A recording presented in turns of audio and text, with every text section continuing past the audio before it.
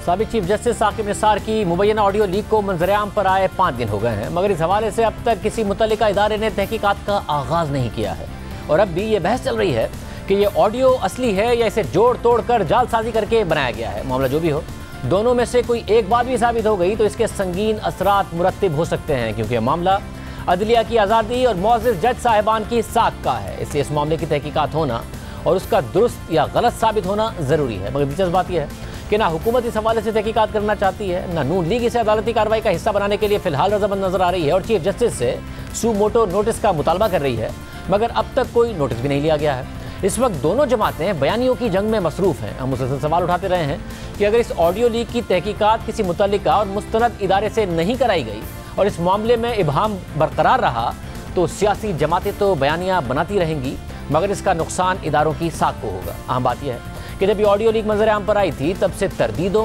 और वजाहतों का सिलसिला शुरू हो गया था और तब से ये सवाल उठ रहे हैं कि ऑडियो असली है या जाली है। ऑडियो के जाली होने से मुताल्लिक इस वक्त ये बहस भी सामने आई है कि ऑडियो में मौजूद कुछ जुमले जू के तू साकिब निसार अपनी तकारीर में इस्तेमाल कर चुके हैं, जैसे कि let me be little blunt about it, आप बिल्कुल जायज़ हैं, मैंने अपने दोस्तों से कहा कि जी इसमें कुछ किया जाए और मेरे दोस्तों ने इससे इत्तफाक किया, इंडिपेंडेंस ऑफ जुडिशरी भी नहीं रहेगी। ये वो जुमले हैं जिनकी बुनियाद पर यह दावे होते रहे हैं कि ये ऑडियो जाली है, क्योंकि ये दीगर तकारीब में साकिब निसार कह चुके हैं। जब ये तनाज़ा सामने आया तो हमने सवाल उठाया कि क्या वो जुमले जैसे साकिब निसार ने किसी तकरीर में कहे हैं जिसकी वजह से उन पर इल्ज़ाम लग रहा है, और वो जुमले हैं हमारे पास जजमेंट इदारे देते हैं, इसमें मियाँ साहिब को सज़ा देनी है और कहा गया कि हमने खान साहिब को लाना है, कहा है जी कि अब करना पड़ेगा, बेटी को भी नहीं। जियो आर्काइव ने साकिब निसार की तकरीबन 95 से ज़ायद तकारीर का जायज़ा लिया है ताकि देखा जा सके कि वो जुमले जिसकी वजह से साकिब निसार पर नवाज शरीफ के केस में मुदाखलत का इल्ज़ाम लग रहा है, क्या वो जुमले उन्होंने कभी अपनी ऑन रिकॉर्ड तकारीर में इस्तेमाल किए हैं या नहीं। तो जियो आर्काइव की रिसर्च के मुताबिक उन तकारीर में कहीं पर भी साकिब निसार के मुकम्मल तौर पर ये जुमले मौजूद नहीं थे, जहाँ वो मुबैना तौर पर कह रहे हैं कि हमारे पास जजमेंट इदारे देते हैं, इसमें मियाँ साहब को सज़ा देनी है और कहा गया कि हमने खान साहब को लाना है। जियो आर्काइव की रिसर्च के मुताबिक ये 3 जुमले साकिब निसार ने रिकॉर्ड पर मौजूद अपनी किसी तकरीर में नहीं कहे, यानी यह वाज़ेह हो गया कि जुमलों की हद तक साकिब निसार ने ऑन रिकॉर्ड ये अल्फाज कहीं पर भी नहीं कहे। मगर जब जियो आर्काइव ने 95 से ज़ायद तकारीर का तफसील से जायज़ा लिया तो लफ्ज़ों की हद तक साकिब निसार ने तकरीबन तमाम अल्फाज इस्तेमाल किए हैं और कई अल्फाज बार बार भी इस्तेमाल किए हैं जो उनकी ऑडियो लीक में मौजूद हैं, जैसे कि अनफॉर्चुनेटली, जजमेंट, इदारे, बेटी, मियाँ साहिब, खान साहिब। लेकिन क्या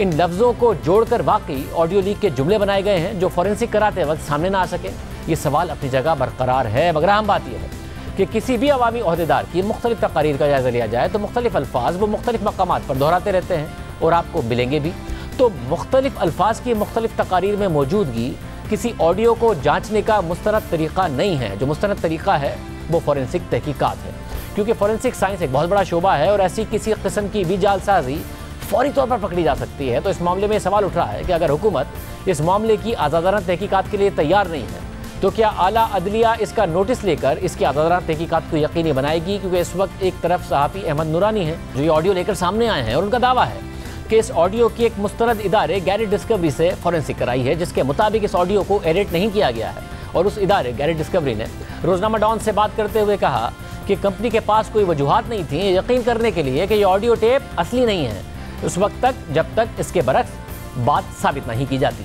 कंपनी के मुताबिक जिस शख्स ने हमें ऑडियो दी उसने हमें कहा था कि इसका तयन कराया जाए कि ऑडियो में जालसाजी तो नहीं की गई और इसे तब्दील तो नहीं किया गया, और कंपनी ने यह साबित किया कि इस ऑडियो क्लिप में टेम्परिंग नहीं की गई। मगर साथ ही कंपनी ने मजीद कहा कि अगर आप एक चीज़ को रिकॉर्ड करें और फिर दूसरे डिवाइस का इस्तेमाल करके उस रिकॉर्डिंग को रिकॉर्ड करें तो दूसरी रिकॉर्डिंग मुस्तनद लगेगी। मगर साथ ही उन्होंने खबरदार किया कि उनके इस बयान को इस क्लिप के मुस्तनद होने या इसे मुस्तरद करने के तौर पर ना लिया जाए। अब एक तरफ कंपनी का ये बयान है तो दूसरी तरफ हुकूमत है जिसका दावा है कि ये ऑडियो जाली है और नून लीग इदारों को बदनाम करने की कोशिश कर रही है। यानी ऑडियो की एक फॉरेंसिक जो सहाफ़ी अहमद नूरानी करा चुके हैं, हुकूमत को उस पर एतबार नहीं है। तो ज़रूरी है कि हुकूमत खुद इस मामले की आज़ादाना फॉरेंसिक तहकीकात कराए, क्योंकि अगर ये साबित हो गया कि ऑडियो जाली है तो इसका फ़ायदा भी खुद हुकूमत को होगा, इदारों को होगा, और उसका सियासी नुकसान नून लीग को उठाना पड़ेगा। अब देखना होगा कि इस मामले की कोई आज़ादाना तहकीकात होती है या नहीं, अदालत इसका नोटिस लेती है या नहीं, या ये मामला भी दोनों सियासी जमातों के बयानियों की ही नज़र हो जाएगा।